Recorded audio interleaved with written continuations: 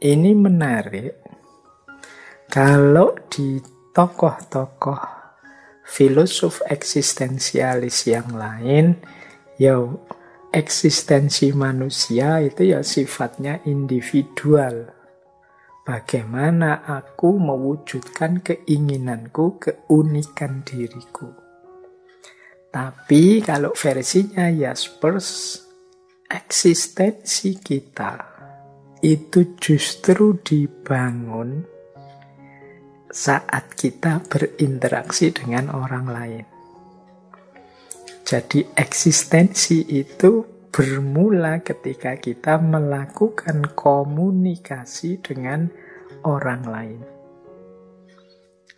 Jadi saat kita berkomunikasi dengan orang lain, disitulah eksistensi diri kita dibangun. Jadi kita bekerja sama dengan orang lain dalam komunikasi untuk membangun eksistensi diri. Wong manusia itu kediriannya itu kan tampak jelas saat berinteraksi dengan orang lain. Kalau kita itu sendirian, tidak ada siapapun di sekeliling kita, itu kan diri kita seperti apapun juga tidak masalah. Kita tidak bisa disebut orang yang tidak efektif, tidak bisa disebut orang yang baik, orang yang dermawan, orang yang sabar, orang yang pemarah, dan lain sebagainya. Label-label itu jadi tidak ada artinya kalau tidak ada yang lain. Justru eksistensi kita diuji saat kita berhubungan, berkomunikasi dengan yang lain. Puncaknya eksistensi diri adalah ketika kita bisa hidup bersama orang lain. Jadi ini gagasan eksistensialismenya Jaspers ini agak unik karena ternyata eksistensi individual itu berhubungan dengan dunia sosial, kemasyarakatan. Jadi tidak cukup kita baik sendirian, unggul sendirian. Tapi justru puncaknya adalah kalau kita baik bareng-bareng dan unggul bareng-bareng. Jadi dalam penjelasannya Jaspers, komunikasi itu kan ketika kita menunjukkan eksistensi kita kepada orang lain, dan ketika orang lain juga menunjukkan eksistensi dirinya kepada kita. Komunikasi yang baik itu ketika aku mampu eksis, dia juga mampu eksis sebagaimana yang masing-masing kita inginkan. Jadi kita biarkan orang lain masuk dalam diri kita, orang lain juga membiarkan kita masuk dalam diri mereka, dan disitulah kita sama-sama menunjukkan eksistensi diri kita. Jadi itulah puncaknya eksistensi. Jadi puncaknya eksistensi ini justru pada komunikasi. Nanti dalam penjelasan selanjutnya oleh Jaspers, puncaknya itu dalam jenis komunikasi yang namanya cinta. Wah, kalau sudah sampai kata-kata cinta ini penjelasannya bisa panjang ya. Dulu pernah kita itu kalau tidak salah 1 bulan membahas tentang cinta yang eksistensialis. Tapi belum gagasannya Jaspers. Tapi seingat saya cinta eksistensialisnya Sartre, eksistensialisnya Arthur Schopenhauer dan kawan-kawan. Nah, kalau di Jaspers ternyata juga begitu. Puncaknya komunikasi itu cinta. Berarti puncaknya eksistensi itu ada pada cinta. Wah, ternyata ngomong panjang lebar kemana-mana, ujungnya malah ketemunya pada cinta. Jadi manusia itu harus eksis. Untuk bisa eksis, dia harus siap melakukan leap of faith. Dia harus menghidupkan gaya hidup yang bebas, melepaskan diri dari keterikatan apapun, dan juga siap berinteraksi, berkomunikasi dengan yang lain, sambil menyadari situasi-situasi batas.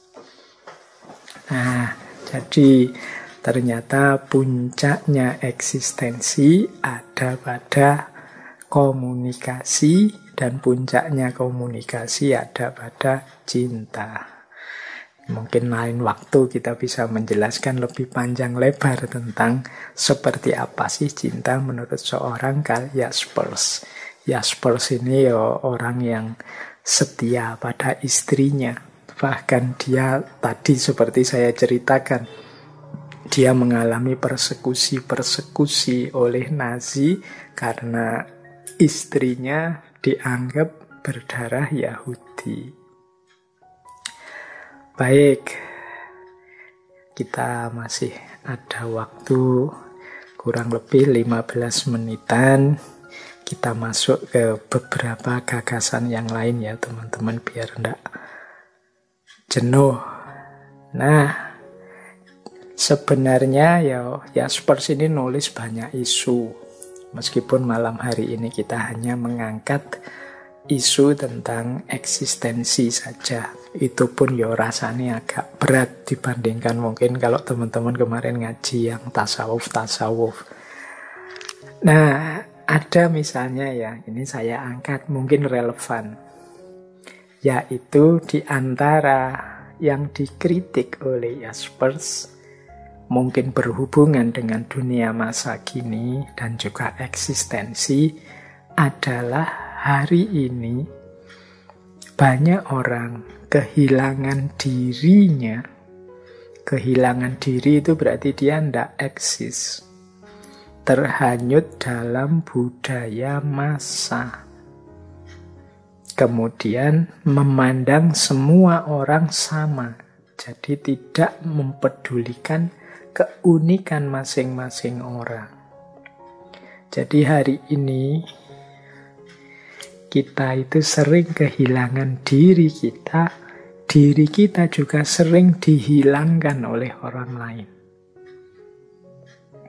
Jadi orang lain demi pemenuhan egonya, demi pemenuhan perspektifnya yang terbatas tadi, sering melenyapkan diri kita. Kita juga begitu. Kita itu sering justru kehilangan diri atau melenyapkan diri kita sendiri dengan cara mengikuti budaya-budaya massa. Budaya massa itu kebiasaannya orang banyak, yang itu mungkin tidak selalu cocok, tidak selalu sesuai dengan passion kita, keinginan kita, aspirasi kita. Tapi kita ikuti saja budayanya orang banyak itu, mungkin karena khawatir kita tidak populer, mungkin karena khawatir kita dianggap mbangkang, mungkin karena khawatir kita dianggap tidak normal, dan lain sebagainya. Akhirnya kita ikut arus budaya massa. Ikut arus saja, inilah yang disebut kehilangan jati diri. Nah, ada kalanya kita ini bukan kehilangan, tapi dihilangkan. Kita tidak dianggap keberadaan kita, atau memang sengaja disingkirkan oleh orang-orang dengan kepentingan-kepentingan egois mereka sendiri-sendiri. Jadi disinilah sebenarnya pentingnya setiap orang untuk eksis plus berkomunikasi. Apalagi sampai komunikasi level puncak yang namanya cinta tadi. Kalau kita mencintai yang lain, maka kita dan yang lain itu bersama-sama, bekerja sama, mewujudkan diri dan visi hidup kita masing-masing. Jadi kita eksis dan yang kita cintai juga eksis. Kita ada, mereka juga ada. Jadi bukan hubungan yang saling meniadakan. Bukan hubungan yang bahkan meniadakan diriku sendiri atau diri kita masing-masing. Tapi hubungan yang saling mewujudkan keberadaan kita. Nah, masa kini itu sebenarnya ya masa zamannya Jaspers, era-era modern dengan boomingnya sains dan teknologi di abad 19-20. Yang itu kata Jaspers, manusia mengalami dehumanisasi, manusia mengalami depersonalisasi. Manusia itu sering tidak dianggap di era teknologi ini. Manusia hanya dipandang sebagai sekrup kecil dalam mesin teknologi yang besar. Jadi kemanusiaan tidak dianggap penting. Nah, ini problem masa kini dalam pandangannya Jaspers. Ini PR sebenarnya untuk kita semua. Iya ndak sih kita begitu? Bener ndak sih situasinya semacam itu? Kalau memang ya berarti saatnya kita untuk mempertahankan eksistensi diri kita agar tidak lenyap, dan juga bagaimana kita bisa berinteraksi, menjalin hubungan dengan yang lain untuk saling mengadakan, bukan saling meniadakan. Baik, saya kira itu materi-materi pokoknya saat kita membahas tentang eksistensi. Masih ada waktu sekitar 10 menit. Ini ada beberapa quote. Ini untuk pendinginan. Kayak orang senam itu ya, diakhiri dengan aktivitas-aktivitas pendinginan. Kita akhiri sesi kita ini dengan beberapa quote. Semoga tidak terlalu berat. Nanti kalau quotes-nya berat, kita mikirnya tambah berat lagi, tidak jadi pendinginan. Tapi semoga inspiring, menginspirasi. Quotes itu kan kunci utamanya bukan pada isinya, tapi bagaimana menggerakkan kita, menginspirasi kita. Jadi ada kalimat dari Jaspers seperti ini dalam bukunya. Kata dia begini, manusia itu selalu lebih dari apa yang ia tahu tentang dirinya. Ia bukanlah seperti apa dirinya di satu ketika dan untuk selamanya, namun merupakan satu proses. Jadi dua kalimat yang pertama ini tentu saja maksudnya adalah kita ini penuh potensi dan kemungkinan. Kita bisa jadi apa saja yang kita inginkan. Kita bisa jadi apa saja yang ingin kita wujudkan. Jadi itulah makna dari manusia itu selalu lebih dari yang ia tahu tentang dirinya. Mungkin kita menganggap, Pak, saya itu siapa sih Pak? Saya itu hanya orang biasa, kemampuan saya hanya ini dan lain sebagainya. Tapi percayalah, kalau menurut Jaspers ini, kita itu selalu lebih dari apa yang kita tahu tentang diri kita saat ini.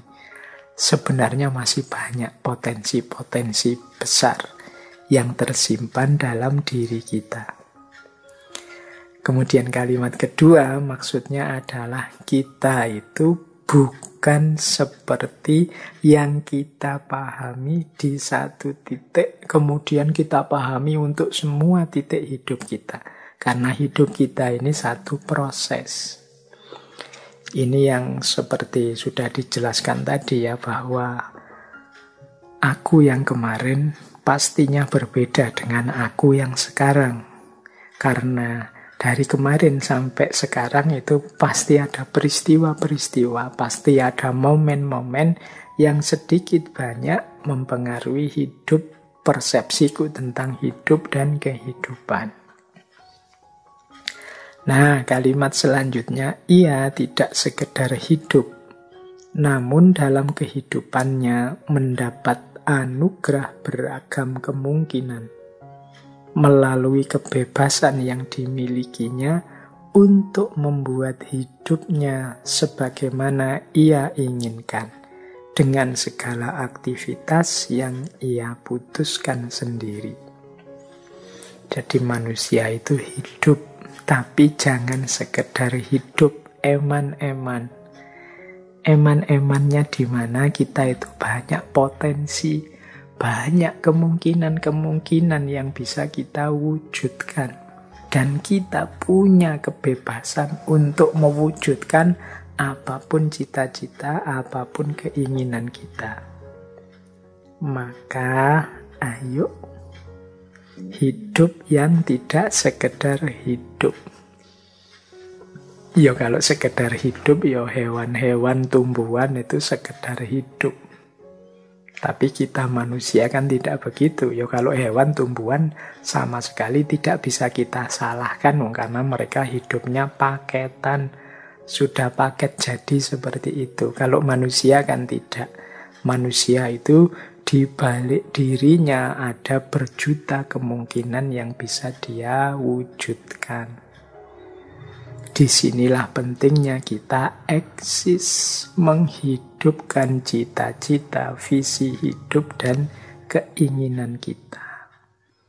Nah, ada lagi satu kalimat yang menarik dari Jaspers ini. Jadi di salah satu tulisan beliau terakhir-terakhir, beliau punya kalimat begini. Ini agak unik, beliau semacam menyangkal gagasan awal tentang eksistensinya, meskipun maksudnya tidak begitu. Kata beliau begini, kira-kira 20 tahun yang lalu saya berbicara tentang philosophy of existence. Sekarang saya lebih suka menyebut filsafat saya adalah philosophy of reason. Sebab sekarang agaknya mendesak sekali untuk meletakkan titik berat pada ciri asal filsafat ini. Karena sekali penalaran lenyap, maka lenyap pula segalanya. Jadi satu ketika beliau menyatakan, yaitu 20 tahun yang lalu itu saya ngomong tentang eksistensi yang kita bahas malam hari ini ya, philosophy of existence. Tapi hari ini saya lebih suka menyebut filsafat tadi bukan philosophy of existence, tapi philosophy of reason. Filsafat tentang nalar. Mengapa? Hari ini penting orang diingatkan kembali pentingnya bernalar. Orang disadarkan pentingnya berpikir yang jernih. Nah, ini mungkin kritik juga untuk kita. Jadi mungkin segala pikiran yang rumit-rumit, ruwet-ruwet itu hari ini semoga bagian dari kesadaran kita tentang pentingnya berpikir. Jaspers mengungkapkan seperti ini, mungkin dia melihat hari ini kok banyak orang tidak mampu berpikir jernih, atau mampu tapi tidak mau berpikir, ora gelem mikir. Yang bisa dilakukan hanya ikut arus. Yang lain ke utara, yang lain ke selatan, yang lain rame, ikut rame, yang lain komen, ikut komen, yang lain maki-maki, ikut maki-maki. Orang mendahulukan emosi, sentimen, keberpihakan, dan lain sebagainya. Sehingga aktivitas berpikirnya minimal. Jadi terus Jaspers bilang, kalau gitu namanya gantilah, jangan philosophy of existence, tapi philosophy of reason. Ini memang ciri asalnya filsafat. Maka kata beliau mendesak sekali untuk meletakkan titik berat pada asal ciri filsafat ini. Karena sekali orang tidak mau berpikir, ya sudah selesai semuanya. Once reason get lost, everything is lost. Jadi mikir itu kunci, mikir itu penting. Zaman dulu orang bisa berakrobat pikiran macam-macam karena memang peradabannya sangat memuliakan, mengagungkan nalar pikiran. Nah, hari ini mungkin banyak orang sudah tidak mau berpikir lagi, kehilangan nalar. Sehingga Kata beliau, I should prefer to call my philosophy philosophy of reason. Aku lebih suka menyebut filsafatku ini, meskipun namanya dulunya eksistensialisme, tapi sekarang mungkin lebih cocok ya philosophy of reason saja. Filsafat tentang nalar, tentang berpikir saja. Karena ini penting sekali hari ini. Nah, terakhir ini ada quote tentang filsafat yang menurut saya menarik. Jadi kata Jaspers, hakikat filsafat itu bukanlah kepemilikan kebenaran, namun pencarian kebenaran. Berfilsafat berarti berjalan. Pertanyaan-pertanyaannya lebih penting dibandingkan jawaban-jawabannya. Dan setiap jawaban melahirkan satu pertanyaan baru. Jadi ini mungkin mengingatkan kita, filsafat itu hakikatnya bukan sekedar tahu atau memiliki pemahaman atau kebenaran tertentu. Hakikatnya filsafat adalah suluk. Suluk itu berjalan. Suluk untuk terus mencari dan menemukan kebenaran demi kebenaran. Kenapa? Karena manusia itu terbatas. Yang dia anggap kebenaran kemarin mungkin hari ini sudah berubah. Karena situasi, konteks, wawasan kita yang juga berubah. Jadi kalau kita merasa sudah selesai dengan memiliki satu kebenaran, pada saatnya mungkin kebenaran yang kita miliki itu kehilangan relevansi, kehilangan relasinya dengan situasi, sehingga tidak mungkin dijalankan atau sehingga tidak mungkin kita wujudkan. Maka penting untuk kita terus berjalan mencari kebenaran demi kebenaran. Jawaban apapun yang kita temukan, pada akhirnya dari situ akan muncul pertanyaan-pertanyaan yang baru. Disitulah unik dan istimewanya manusia.